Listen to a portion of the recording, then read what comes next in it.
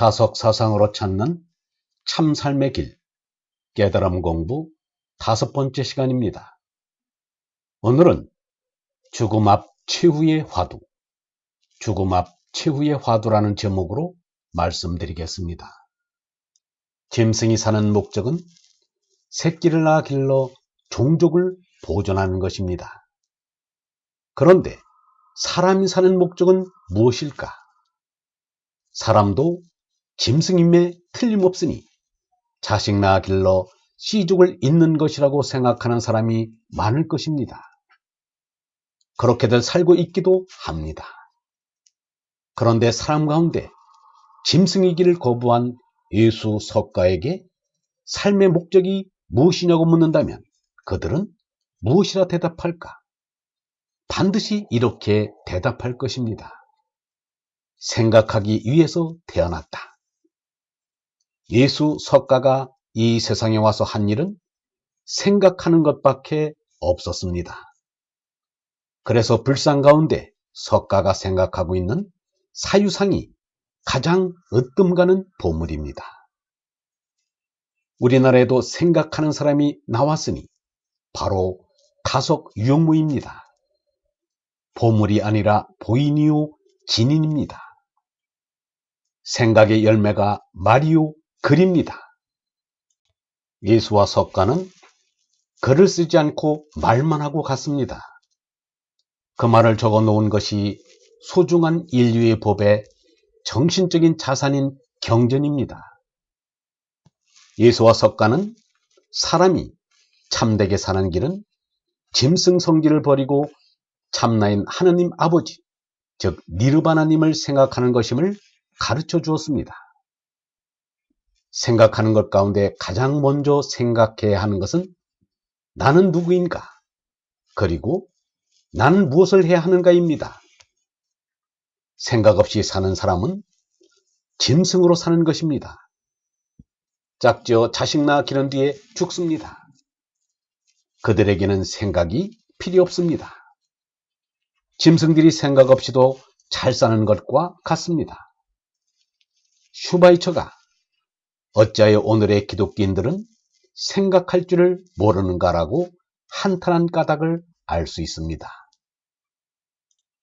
예수 석가는 자식 낳지 말고 하나님을 생각하며 살라고 가르쳤습니다.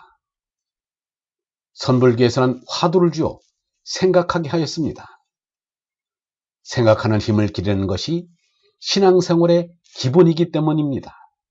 그런데 화두를 정해줄 필요는 없습니다.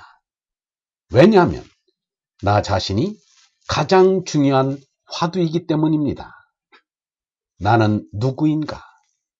나는 무엇인가? 이것이 모든 사람들에게 공통되고 유일한 화두입니다. 흔히 많이 쓰는 무자 화두, 공자 화두도 그 다음 화두입니다. 화두를 바로 붙잡은 이로 일본은 후지무라 미사오라는 청년이 있었습니다. 일본 제1고등학교 학생이었던 그는 불과 18세에 다음과 같은 유언을 남기고 일본의 명성지 니코에 있는 화엄폭포에 몸을 던졌습니다.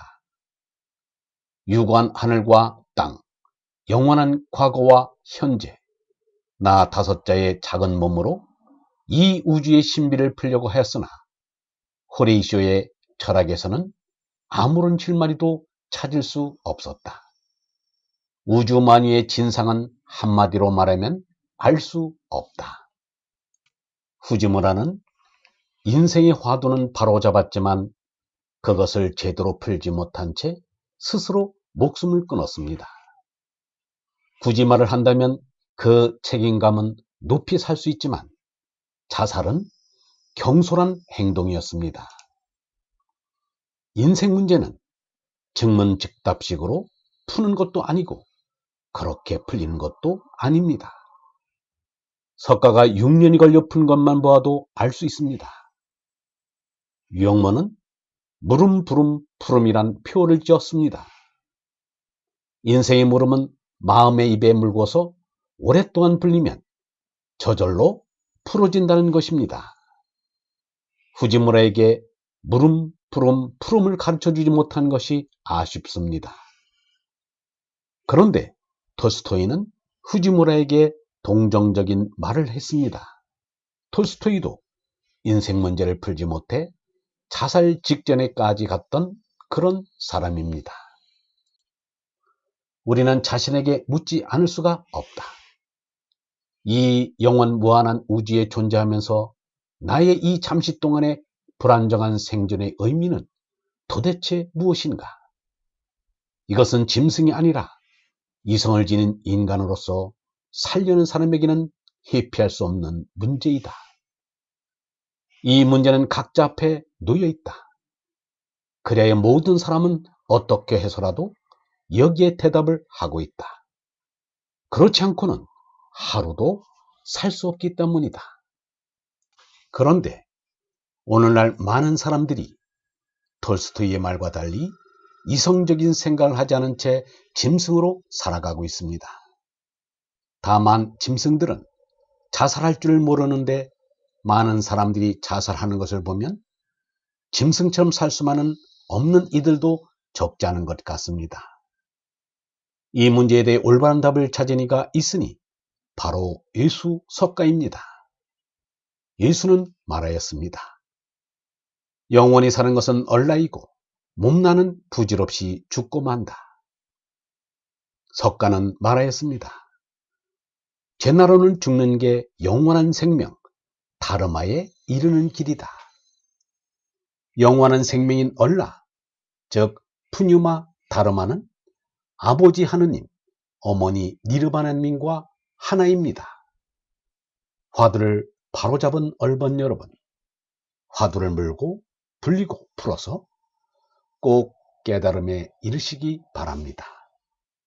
영성신학원 다석아카데미의 하늘소리였습니다.